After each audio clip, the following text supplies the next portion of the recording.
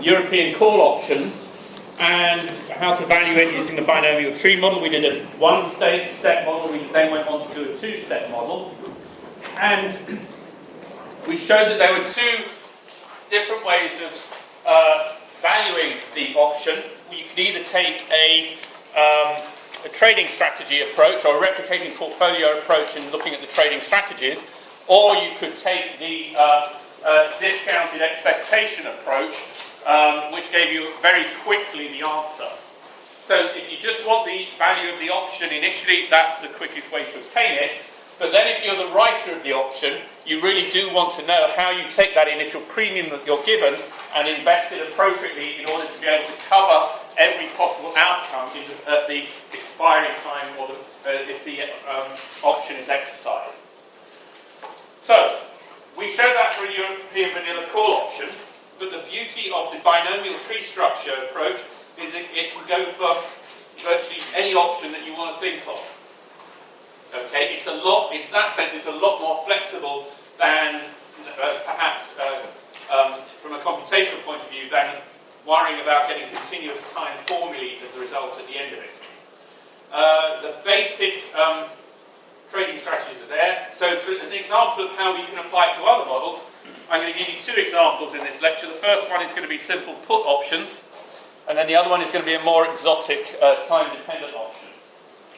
So the put option works in a very similar way. It's a European vanilla put option. It has an expiry time of t, and we're going to have delta t is 1, so we're going to have two time steps here. And the key thing is that the payoff at expiry, when you write down the corresponding S0, US0, U squared S0, DUS0, D squared S0, DS0. So you have your basic underlying asset binomial tree structure. When you come to work out the corresponding put option values, P0, P1 plus, P1 minus, P2 plus, P20, P2 minus, because essentially what you have to then put in is you have to put in the payoff at expiry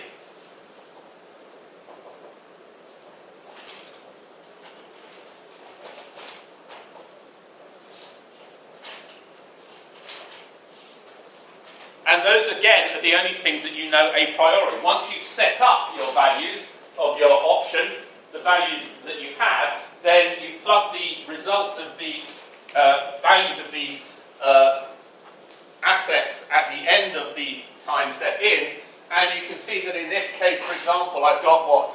100 price, 100 pence, 100 pence, I've got a 3% rate, and what was my call? No, what's the strike price? Have you got the strike price there? Do you see that? Oh, strike is 100 as well. Yep, so K was 100, and then you put in the various values of the S2 plus and S2 0 and S2 minus, which I'm assuming are the same as we had before. Where are we? 138.10. The S2 minus is 104.08, and the D is 78.45. I hope those are the right ones, let's check.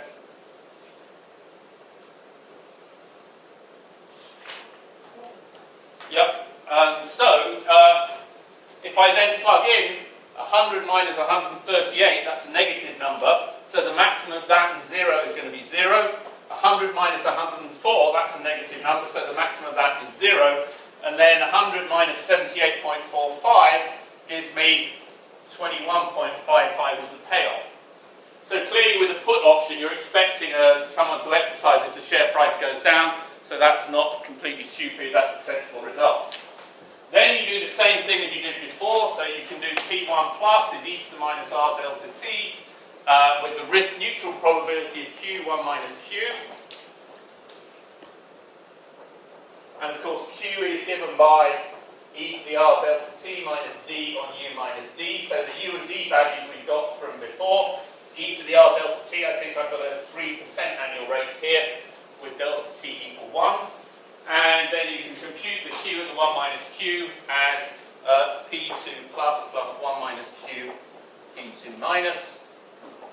Okay, the P1 minus is e to the minus r delta t q p to 0 plus 1 minus q p to minus.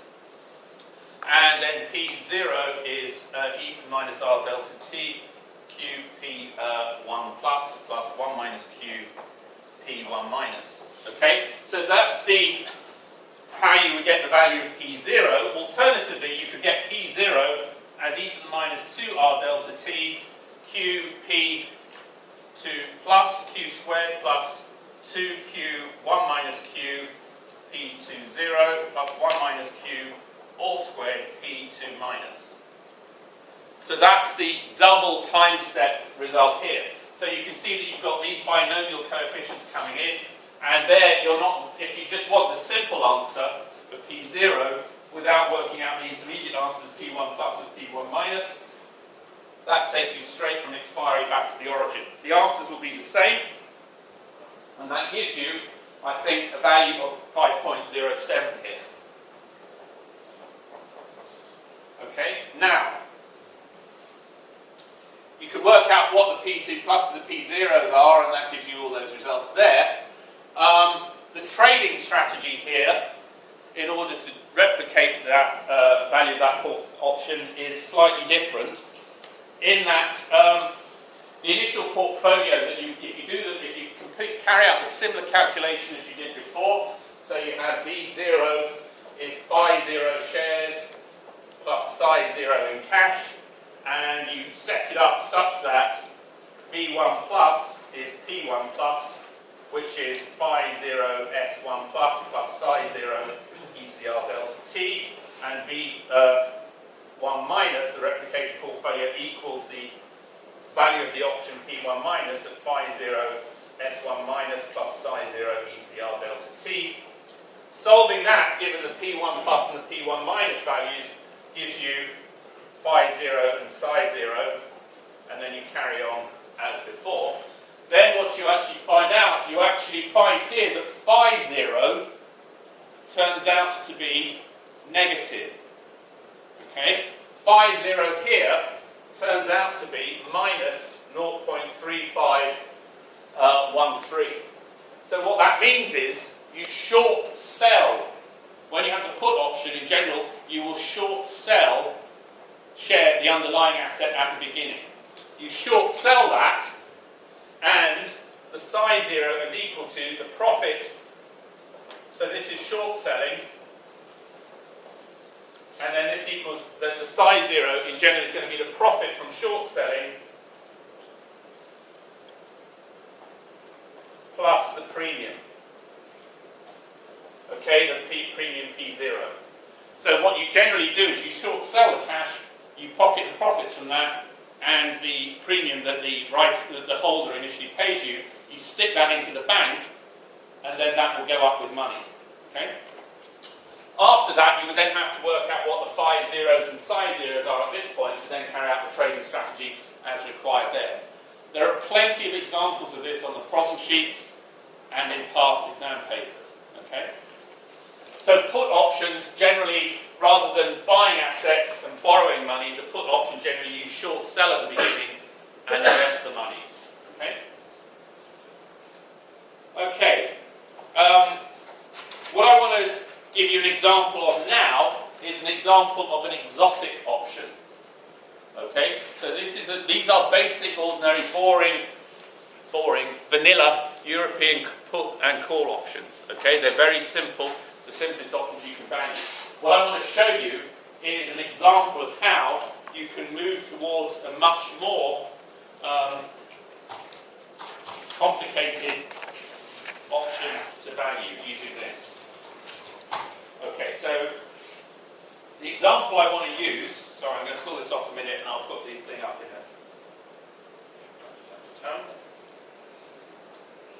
there. Here, a fixed strike look-back option. Okay? So a fixed strike look-back option is rather more complicated. So, it's still a European option in that there's a fixed expiry time.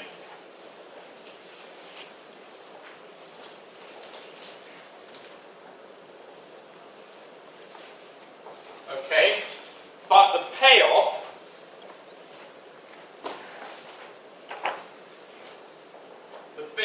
at expiry t is given by Vt is the maximum of, now here's the new bit, it's the maximum value of your St for all values of t less than or equal to t, minus the strike price and 0. So this particular option will depend on, it's a look back in that it only pays out at expiry, but the value depends on what the price history of the underlying asset was. So it looks back over the, when you get to expiry, you look back and you see what particular path in the underlying asset price you followed on the binomial tree, and then the payout is you take the maximum value of that share value or the underlying on that history, subtract the strike price from it, and then if that's greater than 0, that's the value you get. If it's less than 0, you get nothing. Okay? So this one involves knowing the path history of the underlying option. Right. So this is important for the following reason. Let's suppose, oh, this has come up there. Let me just suppose, just hang on 1 second, I'll put this. It's based on an exam question, but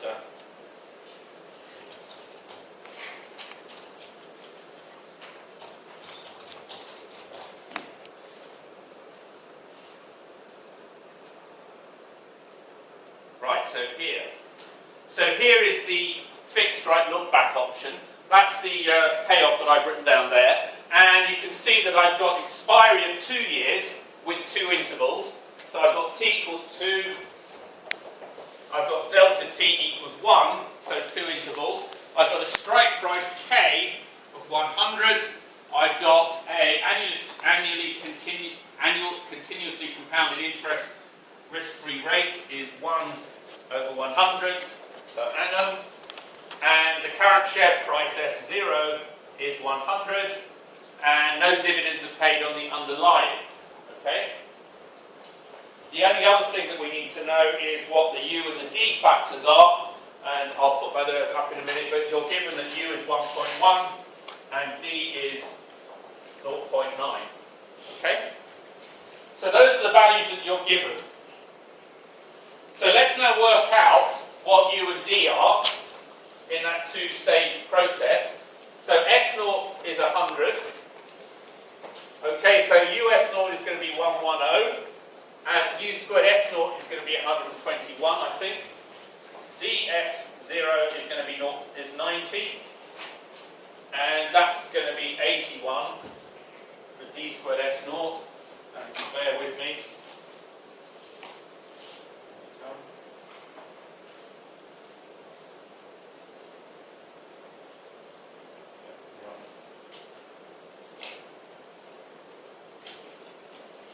Is 99, like that. Okay, so now the underlying asset price has this structure here, but if we now look at this particular time-dependent result, then there's an important consequence. Let's suppose that I've ended up at this middle point of the asset price at t equals 2. Now, how did I get there? This is the crucial point, because the payoff, if I now do the payoff here,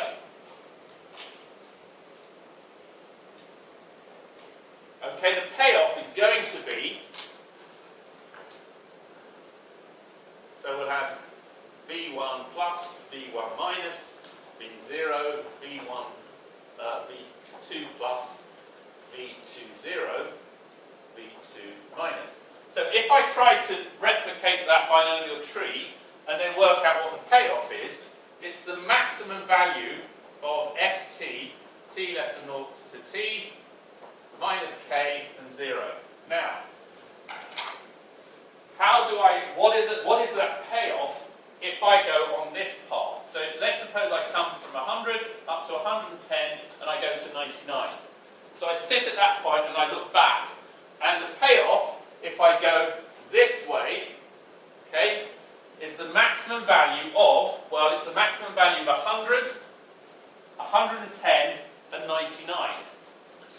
maximum value there is 110 minus 100, which will give me 10. Okay? Now, what happens if I take the bottom path to get here? So I take the bottom path rather than the top path.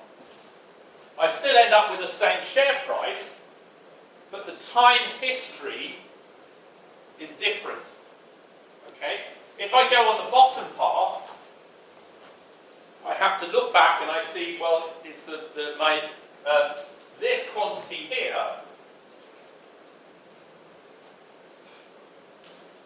the payoff is still, the actual form of the payoff is the same, the formula for it, but the value I get out is going to be different. Look, because I'm going to have the maximum 100, 90, and 99.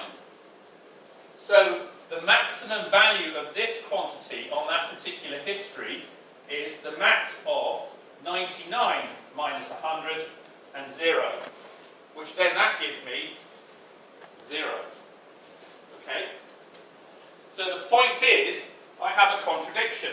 If I have a recombining tree, although the underlying asset price is the same whether I've gone up and down or down and up, when I come to look back and value the option, the history of that time of the underlying asset price changes the value of the option even though I get to the same point.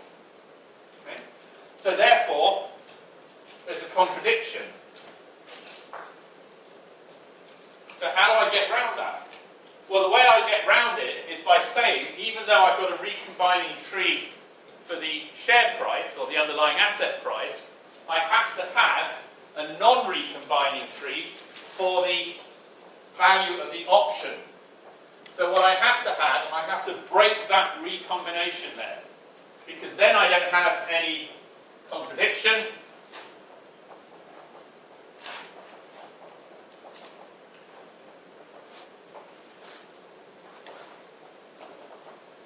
And I can equally have this as 10 and that as 0. And so all that's saying is that I have to, when I get to this point here, I've got a memory in the system of where I've come from, so my option value has to reflect that memory. And so if I break that link, then clearly the value of that option is only going to be the one that I've only got through that path. The value of the option, if I've arrived at that underlying asset price, will be obtained from going through that path. So in that sense, a recombining tree is not suitable. Recombining tree is not suitable for any option in general that depends on the time history. This is something that depends on the time history of the asset price. Okay? So when you have something that depends on the time history, you have to break that recombining tree. Because although the share price might end up the same, the option value may not. Okay? Is that okay? Yes?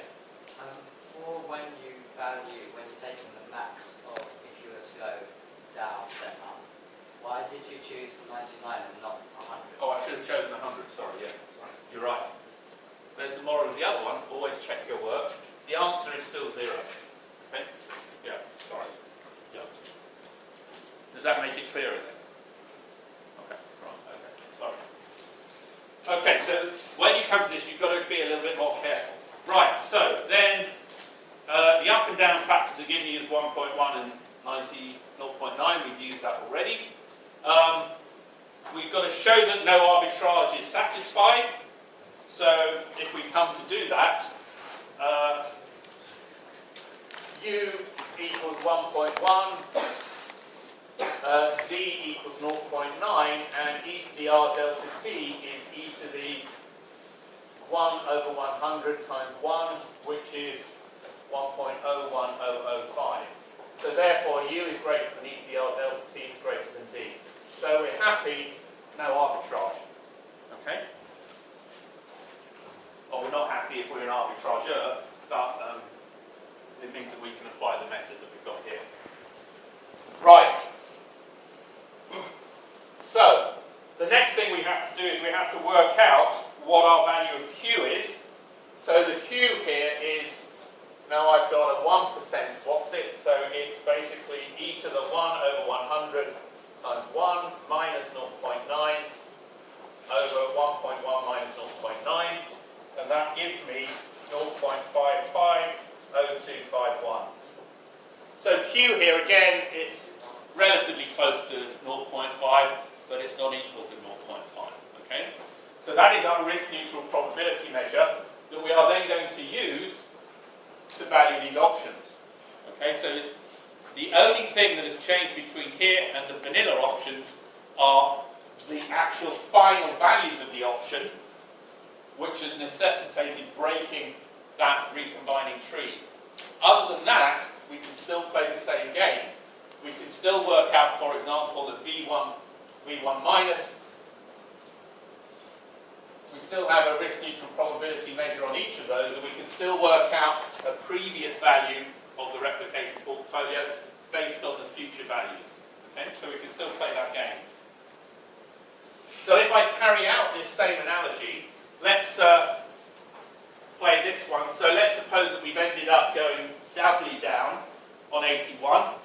So then what's the maximum value of ST on that downward path? Well, it's going to be 100, obviously. It's the first value. So you get the same value here, and this again ends up as 0. Okay? So this is max of 100 minus 100 and 0. So it's 0. And then what's the value at this point? Well, if you keep on going up, the maximum value of your time history is going to be the last value if you keep on going up. So it's the max of 121 minus 100 and 0. So it's 21. So that's the actual payoffs of that option at each of those time steps there. Okay? Right, so now, if you don't mind, I'm going to rub this bit out, because we're going to focus on that particular time history of this particular option valuing here. Right, so how am I now going to go about sorting this out? Well, I can play the same game. I can say that V2 plus is e to the minus r delta t of Q of V2 plus plus 1 minus Q V2 minus, plus minus. Okay, so that is basically saying that the value of any replicating portfolio here is going to equal the future values, expected future value discounted back to one time step. Okay? I can do the same thing for V1 plus is e to the minus r delta t. Now this one is going to depend on Q V2 minus plus 1 minus Q V2 minus minus. So this one I could do immediately because the future values are both 0. So the future values here, 0, 0, everything is just 0. So I know that one for sure. And then V0 is going to be e to the minus r delta t, Q V1 plus 1 minus Q V1 minus. Okay? So what is that going to be? Well, we have to work out what V2 plus is, or if you wanted to, you could do the 2 time step approach. Right, this one is quite interesting. If I do the 2 time step approach, I've got to do Q squared V2 plus Q1 minus Q V2 plus 1 minus Q V2 minus plus 1 minus Q squared V2 minus minus. Now notice here that I don't have the binomial. Yeah, sorry. Shouldn't there be V1 minus for the second one? Which one? The second one. Yeah, V1 minus, sorry. Yeah, sorry, the reason, sorry, I just been stupid here. So that should be V1 plus, sorry. Right, sorry, that's right. So here you see I don't have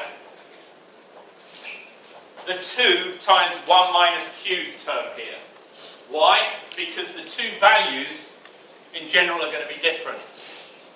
Okay, so when you have a non-recombining tree, you can still do the future expected values, but you have to ask, well, I've got to go q squared to get to v2 plus plus, q1 minus q to get to v2 plus minus, 1 minus q to get to v2 minus plus, 1 minus q squared to get to v2 minus minus. So the expectation value is the sum of all those added together, and the point is if this one doesn't equal this one, you don't have the 2q1 minus q in the middle. Same result holds.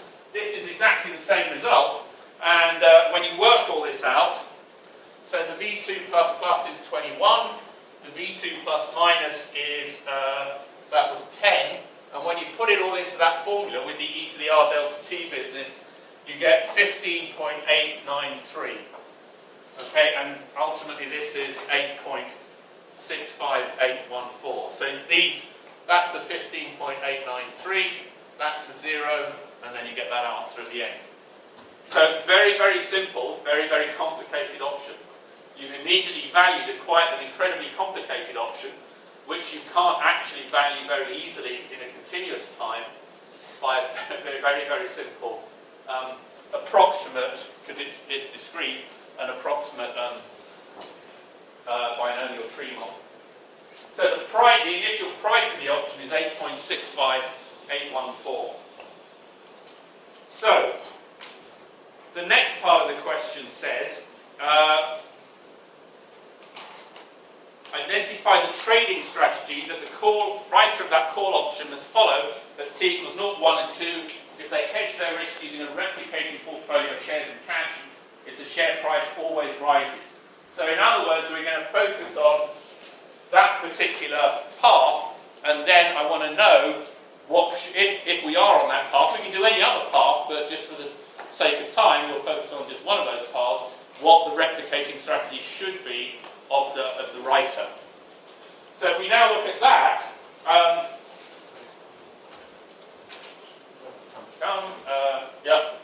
let me start off. So at t equals 0, what am I going to do? At t equals 0, I'm going to write the call. Okay, and I'm going to set up a replicating portfolio of phi 0 shares and psi 0 cash, okay, such that at t equals 1, I've got that v1 plus is us0 phi 0 plus psi e to the r delta t. Well, the replicating portfolio clearly at time t equals 0 is just this. And then as time carries on, if you go into the up state, you get us0 phi 0 plus psi e to the r delta t. v1 minus is ds0 phi 0 plus psi e to the r delta t. So that's exactly the same as when you did the call option or the put option. You set up shares, or you set up the underlying plus cash, and then you want to predict the future value. So you want to have v0 so that at the next step you will have the money that is equal to the portfolio, equal to the option value, so that when you go to the next step you will be able to replicate any possible outcome. So this is what we have initially. Okay?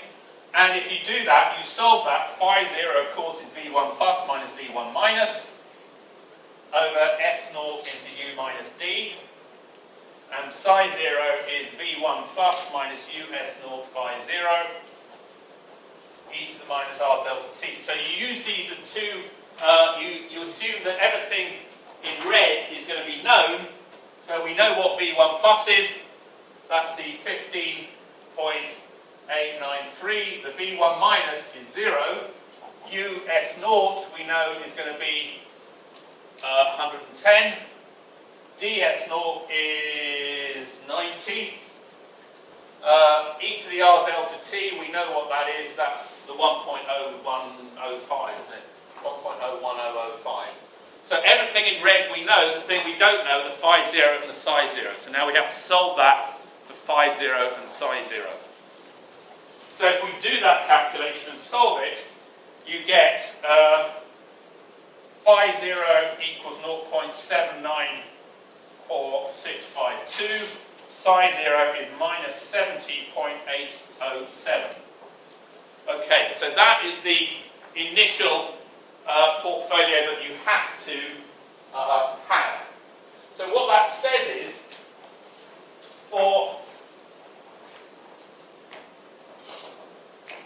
so what you've got to do is you've got to buy, so the writer buys 0.794652 shares per option. So for each option they write, they've got to buy 0.79462.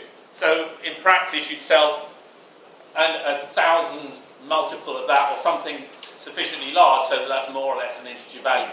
In general, there'll be a little bit of an error there, and there's a whole extra study into how those errors will propagate as you go along in time, but we're not going to worry so much about that here.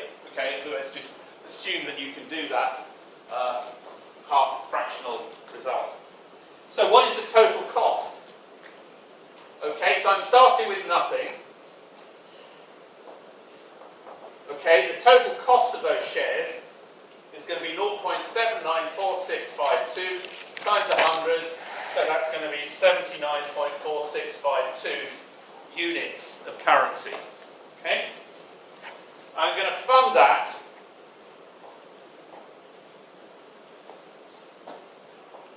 it by borrowing psi 0. Psi 0 was 70.8 something or other, 807,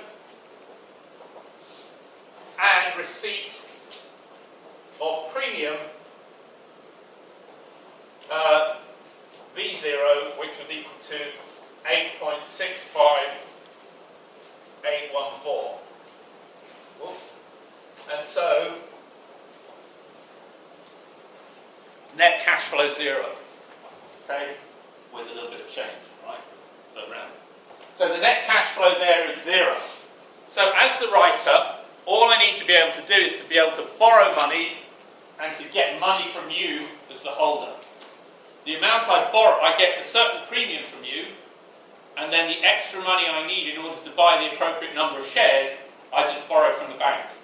Okay? Right. So now we trundle on.